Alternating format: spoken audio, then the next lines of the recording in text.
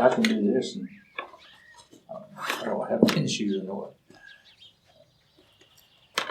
Hello there, neighbor. How are you? I hope your time since we met last was a good time. Now, I'm a little unconventional today. We're going to take on a subject, and I felt kind of led or like it was necessary, but I'm just going to show you my cheat notes. I got some cheat notes here.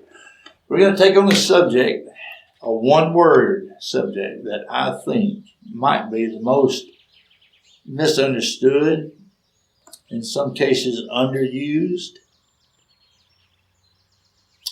I'm running out of adjectives here, but the word is friend. We're going to talk about friends today. Now, what in the world is a friend?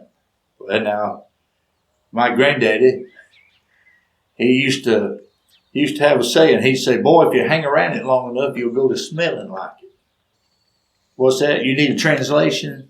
Oh, I can do that. That means choose your friends carefully. You will become, in some fashion, what they are. Pretty smart thinking. And you know what? Over the years, there's secular definitions of this thing called friend. Here's two for you. A state of mutual trust and support. Or a person with whom one has developed a relationship of mutual support. Mutual. That means it takes two, right? If I'm going to have a friend, it's got to be somebody else. That's what I thought.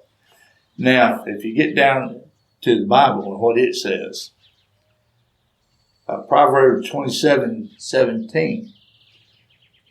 Iron sharpeneth iron, so one man sharpeneth the countenance of his friend. And then there's Proverbs 17:17. I'm gonna park on this one. A friend loveth at all times, and a brother is born for adversity. All that don't mean yes today, not tomorrow. Yes in the good times, no in the bad times. It don't mean any of that.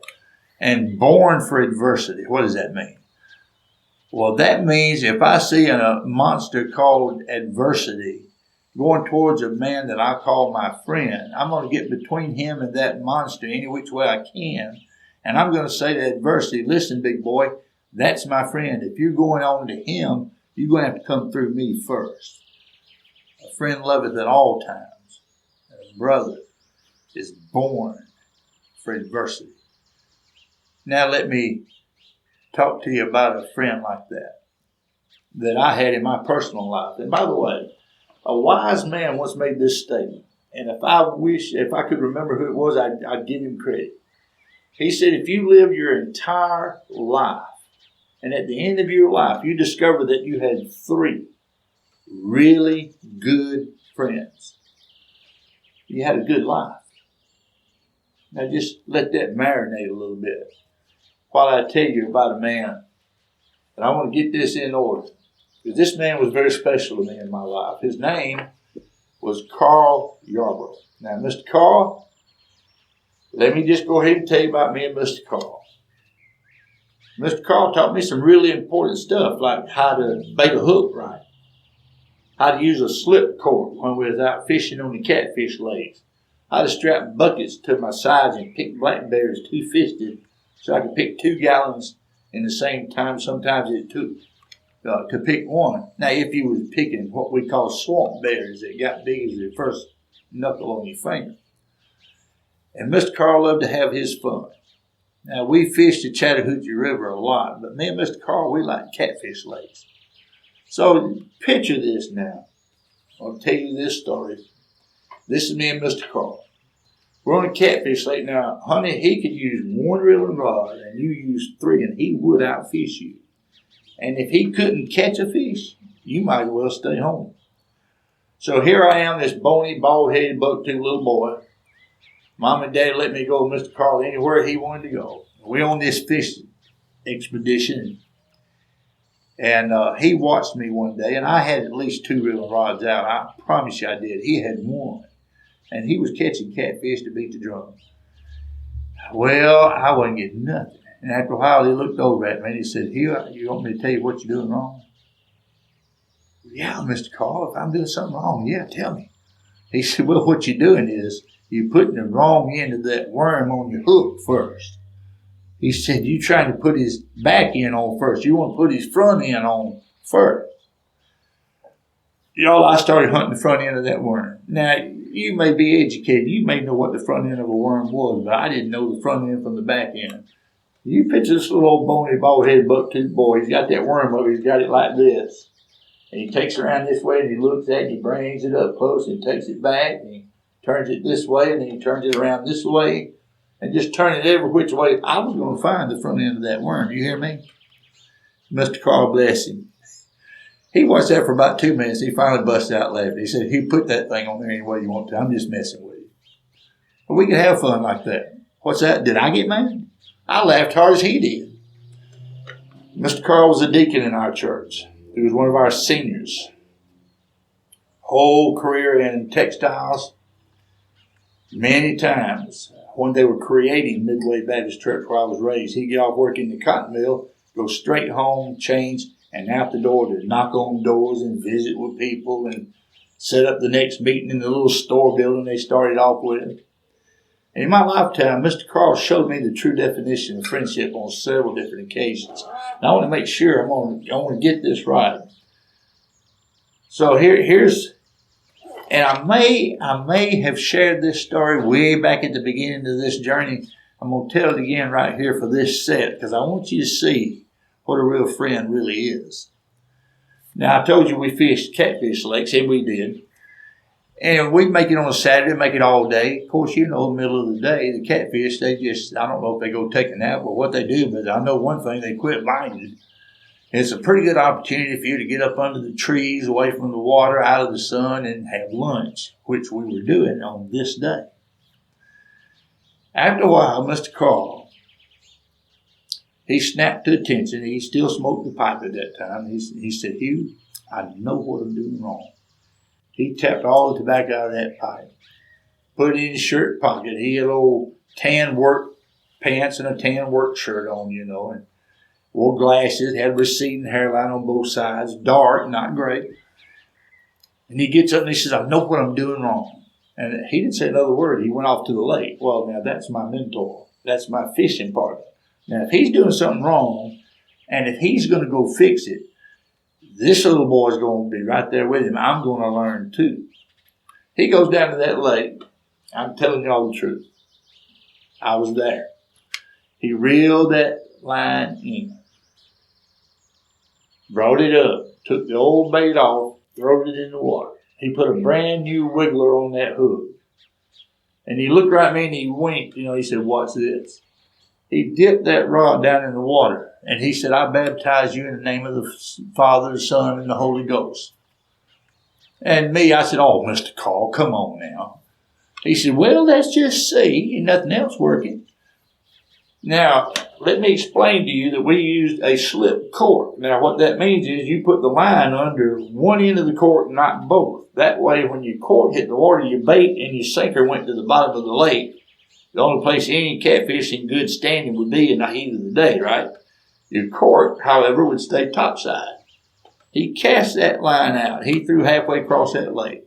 The cork hits the water, and it went under the water so fast that I was just about to say, "Mr. Carl, you're going to have a new cork. That one's got a hole in it." Before I could say that, the rod just went boing. I'll never forget him going, "Whoa, Nelly, come back here." He pulled in about a 3-pound catfish. I'm thinking, are you serious? Really? And so I was going to have some fun with him. I said, "Mr. Carl, that's it. I got to quit." I just dropped my reeling rod and started like I was going to walk off, you know. He said, "Where are you going?"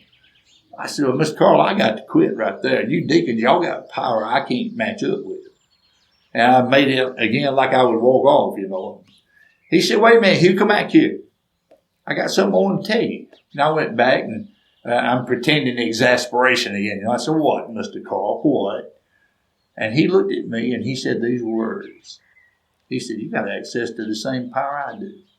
All you got to do is ask." Now, how was I going to answer that? I'm not going to tell you that salvation came to me on the bank of that lake that day, but I am going to tell you that a witness like that is the reason why salvation did come to me several years later. His witness and witness of other people who knew this important thing. You don't have to beat somebody over the head with a 98-pound Schofield Reference Edition Bible to get them saved. You do have to love them unconditionally. Is that not the way Jesus loved? So that's the first lesson he taught me. Second thing, my granddaddy Ogle, when he passed away, it nearly killed me. Now, you've heard me talk about working in the fields with him. Oh, I miss those days. I would even cut okra again. I would not cut it without gloves, but I would cut okra again gladly just for another day with him in the fields. We did everything. I will say that Papa, before he got saved, but after he moved from Clay County to Chambers County, still made homebrew from time to time. And I do remember him one time trying to get me to take a sip. He said, "Here, it's blackberry." He said, "He'll go down like a milkshake and blow the seat slap out of your drawers." And I thought, well, if it's blackberry, it can't be all bad. I had one sip, do you hear me? And I knew if I drank that little mason jar, I probably wouldn't get to drive home. Oh, I sat in that funeral home that day and I just cried buckets. I was sitting in a chair. Nobody was saying anything to me. Everybody knew how close I was to Papa. And they were just kind of leaving me to myself. I had my hands in, my face in my hands. And I was just all tore up. All of a sudden, somebody sat down next to me and just slipped their arm around me. I thought, that's strange. And I looked up. And there sat Mr. Carl. You know what? He never said a word. Never said a word. He sat there and had his arm around me, and I leaned into him, and I just cried like a baby. I really cried. Then somebody cared, right? I know everybody cared, but he was there with me, and he threw his arm around me. And he was there. In probably 20 minutes, he sat there and just let me cry myself empty. A little bit, he said, "You've got to go now, but I'll see you at the service tomorrow." You know what, neighbor? If you're going to be a friend, a good friend and a real friend, sometimes the most important thing you can do is just be there. Just be there. And it's tough to just be there when time is tough and situations and circumstances get all bent out of shape. Maybe the rest of the world don't think you ought to be there, but neighbor, if you're going to be a friend, you're not going to just be a friend when the sun's shining. When the storm is raging, thunder is just bellowing, lightning flashes, and the earth shakes from the sound of the storm, then is when you need to be there. And if you're not doing that, you're like just a little bit being where God wants you to be in this area called friendship. You might want to think about that. And then there's one other thing now. I'm going back to my sheet here. But I wanted to make sure you got this.